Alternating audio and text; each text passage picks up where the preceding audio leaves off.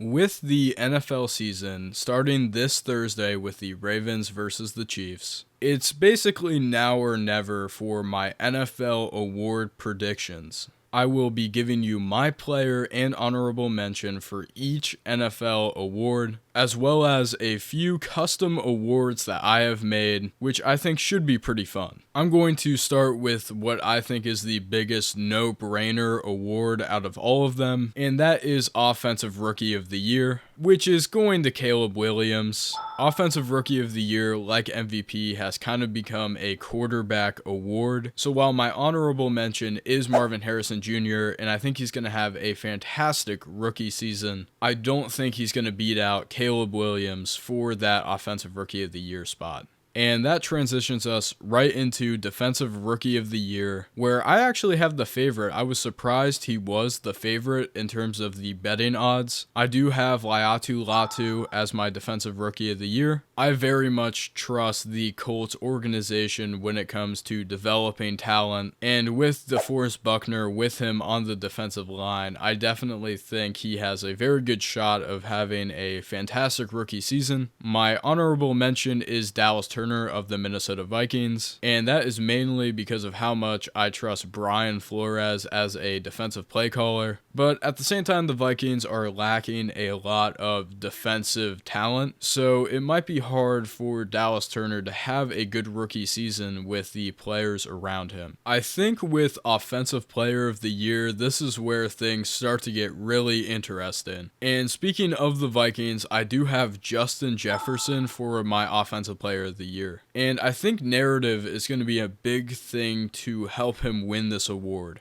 because the general public is very low on Sam Darnold. He's dropping in fantasy stock just because that is his quarterback. But we saw last year it didn't really matter who the quarterback for the Vikings was, because no matter who was under center, Justin Jefferson was the same player throughout the entire season. He did have some health issues last season, but if he manages to put together a full season, I definitely think this award could be his. For honorable mentions, I actually have two for this one. Tyreek Hill, I just don't know if he's going to be able to put together another 17-game season. He has been very healthy historically, but he's a smaller build, and he's reached the age of 30, so health is starting to become a question for me with him. And I also have Bijan Robinson. I definitely think by the end of next season, he will be seen as a top 5 running back in the NFL, but I think he's more of a candidate for the 2025 Offensive Player of the Year. Moving on to the defensive side of the ball,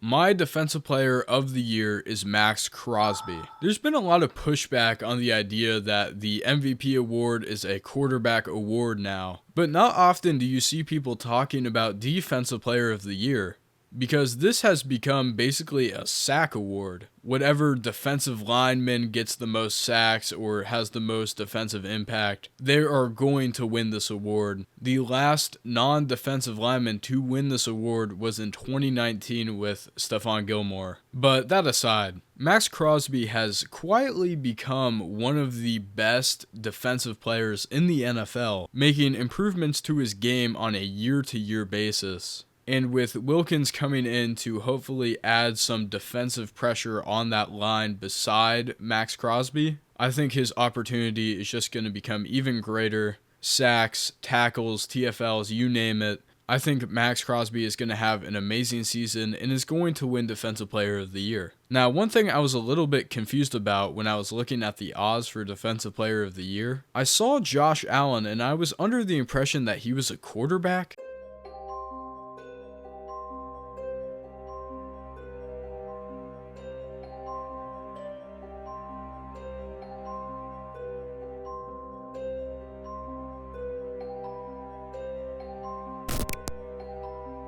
Anyways, my honorable mentions. First, I have Sauce Gardner. The Jets have a fantastic defense. Sauce is one of the premier cornerbacks in the NFL.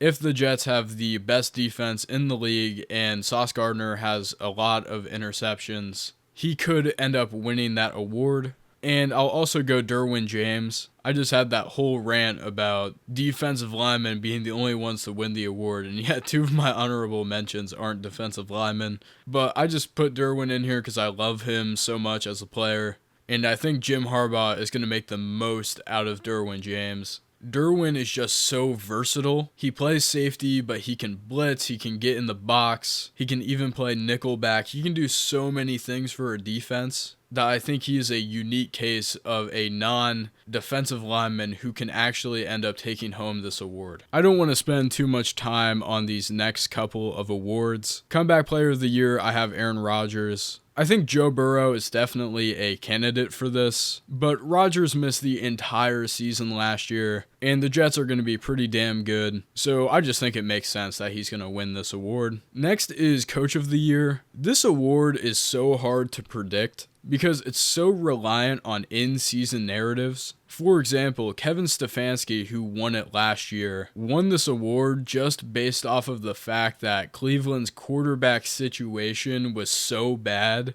And stuff like that is not really predictable in the offseason.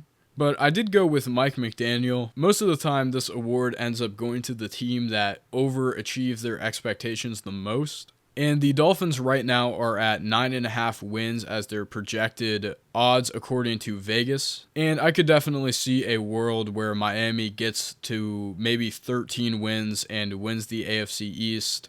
And with how good McDaniels is as a offensive play caller, I definitely think the narrative would be there for him to win the award. And now we are here. We are at the big award that everyone cares about. Everyone has a take. Who is going to be the MVP? And honestly, there is a lot of good candidates. But for me, and this is definitely not going to beat the biased allegations, my MVP is Joe Burrow. The Bengals have finally managed to put together a good offensive line group for the first time in Joe Burrow's career. And with the weapons he has available to him, I know Jamar Chase is holding out and we're uncertain about when he is going to see the field. Even if Jamar misses the first few games, he has T. Higgins, he has Gesicki, he has Iosivas, he has Jermaine Burton. Joe Burrow is the special type of quarterback who can elevate these sort of maybe more middling guys. And the Bengals are definitely a good enough team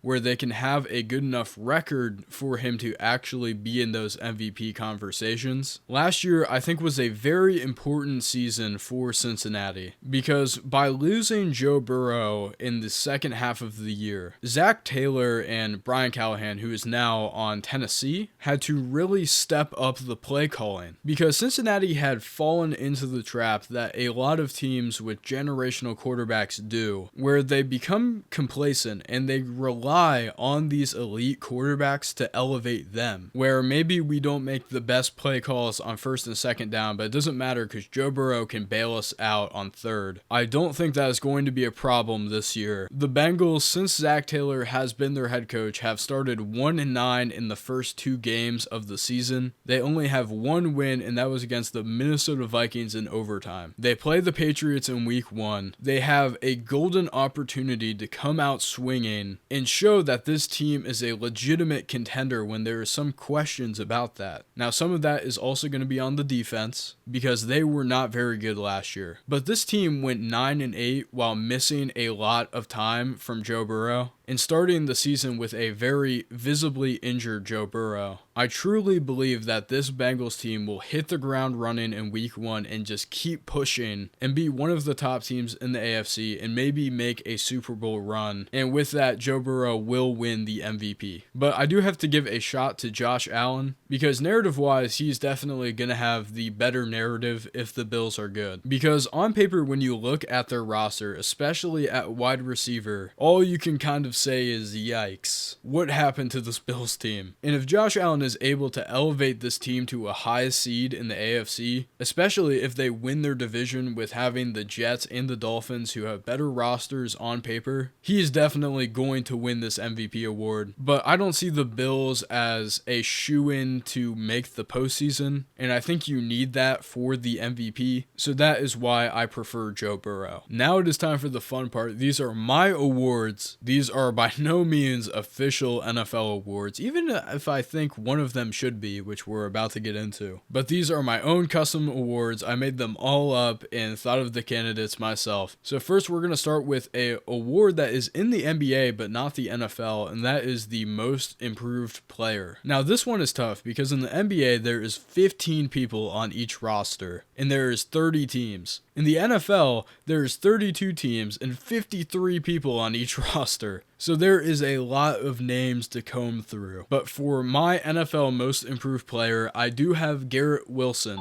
Garrett Wilson has had some of the worst quarterback play in the entire NFL throughout his career. And he has so much talent. And it seems like these Ohio State wide receivers are just a gold mine right now. And now he is paired with maybe one of the greatest quarterbacks of all time in Aaron Rodgers, who maybe even if he has taken a step back physically, mentally is still one of the sharpest and best QBs in the league. And even if Rodgers ends up going down, Tyrod Taylor is still the best quarterback Zach Wilson has ever played with. But I will just list off some names I wrote down that I was in consideration with. Shakir, Marcus Jones, Dax Hill, Jerry Jeudy, Nick Cross, Trayvon Walker, Javonte Williams, Rico Dwelly, Kayvon Thibodeau, Jeremy Chin, Eric Stokes, Ikem Ekwonu, and Kyler Murray. Next, I've just labeled this as Dark Horse. Let me start with Dark Horse MVPs.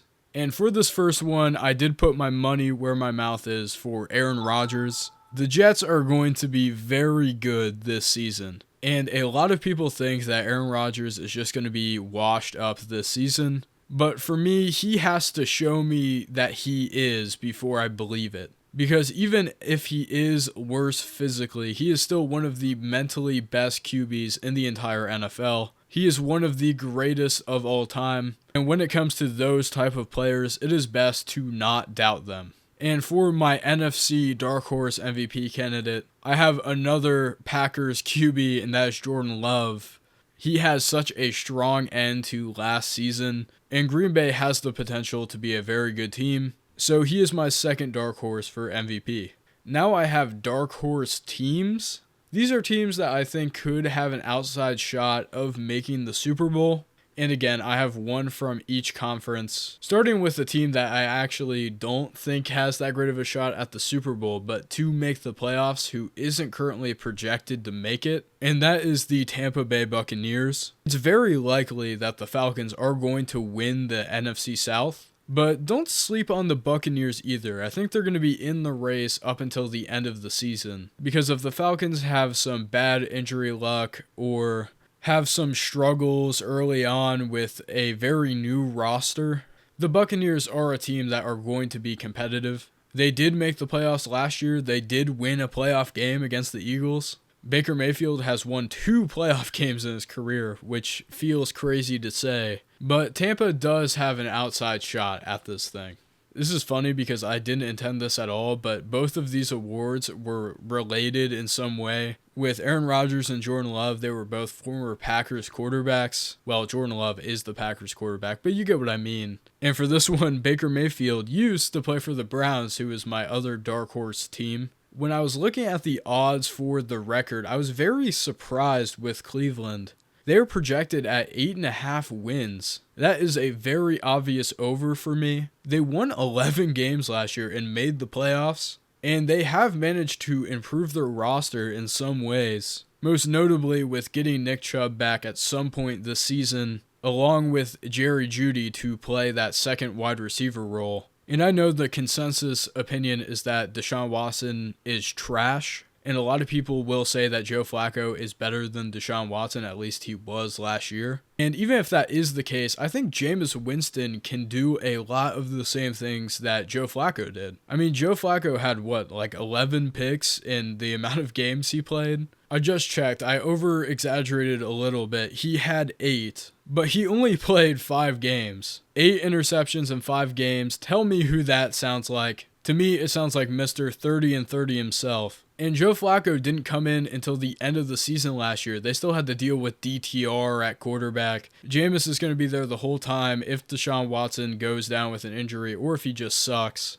And if you don't believe in the Browns, do me a favor, go onto ESPN, click on the Browns depth chart, go to the defense, and tell me a single weakness you see with that defense. Arguably the best cornerback room in the NFL. They have Myles Garrett, a complete game wrecker on the defensive line.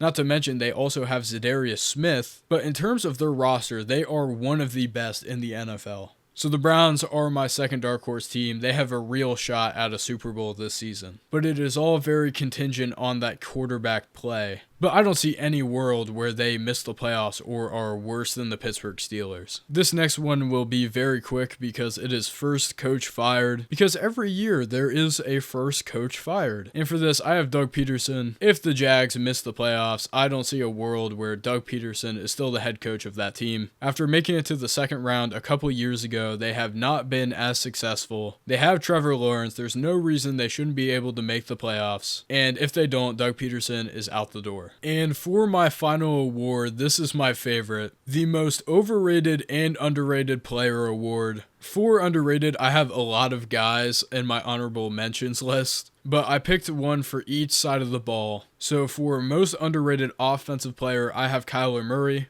He is a guy who was legitimately in MVP conversations, at least at the beginning of the season in years past. And people think he legitimately is not good at football, which is just so crazy to me. I mean, this guy came back at the end of last year and won the Cardinals a couple games. He doubled their win record when he was able to come back. And for the defensive side of the ball, I have Dexter Lawrence, one of the strongest interior defensive line players in the NFL. He's up there with Chris Jones in terms of his impact, but he's on the Giants and no one cares about them, so he doesn't get much recognition. Okay, we have quite a few honorable mentions to get through here. First, I have another quarterback, which is Trevor Lawrence. Another guy that people just don't think is all that great. Jacksonville has had some weird issues. It's hard to explain what exactly has gone wrong over there, but Trevor Lawrence is still very good, I can assure you of that. I also have DK Metcalf. He quietly had the second best season of his career last year in Seattle. He had 1,100 yards and 8 touchdowns on only 66 receptions. If Seattle's offensive line wasn't Swiss cheese, he would be looking a lot better. He is still an elite wide receiver. And now for more defensive players, I have Matthew Judon, who has become a little less underrated because he's on Atlanta now.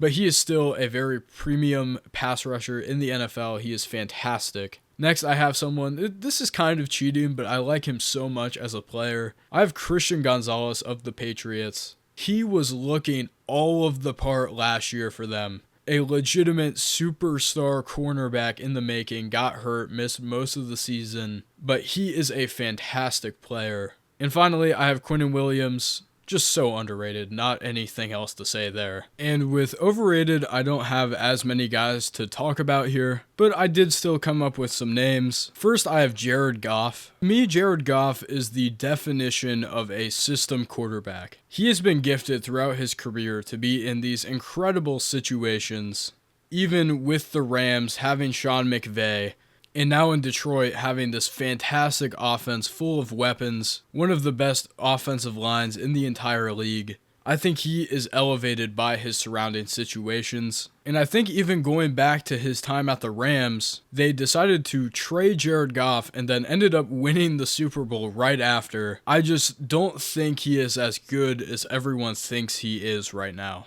And then defensively, I have Patrick Queen. Patrick Queen is a very inconsistent linebacker, and I think benefited a lot being next to Roquan Smith in Baltimore. And I think ultimately there is a reason the Ravens decided to move on from him. And I only have one honorable mention, and that is Justin Herbert. I think Justin Herbert's PR has just been kind of riding the fact that he won Offensive Rookie of the Year and had one of the best rookie quarterback seasons in recent memory. But honestly speaking, what has he done since that point to put him in these top 5 quarterback conversations? The biggest glaring thing that I think people gloss over way too much is that loss against the Jaguars in the playoffs. Because it feels like Justin Herbert is given more excuses than anyone else at quarterback. Because people love the talent, they love the arm, But we just ignored the fact that the Chargers blew a 27-0 lead in the playoffs to Trevor Lawrence, by the way, who is always ranked below Justin Herbert. And obviously wins and team success is not a QB stat. But when you blow a 27-point lead, I'm sorry, some of that has to go on you. And I know the Chargers have been kind of a dumpster fire as of late, but Justin Herbert hasn't done anything to make me think he should be given this top 5 quarterback respect. He's definitely the riskiest pick in this entire award prediction thing, because there is a fairly good chance Justin Herbert is just going to ball out next season. I'm going to look like an idiot, but I'm going to stand my ground. Justin Herbert is overrated.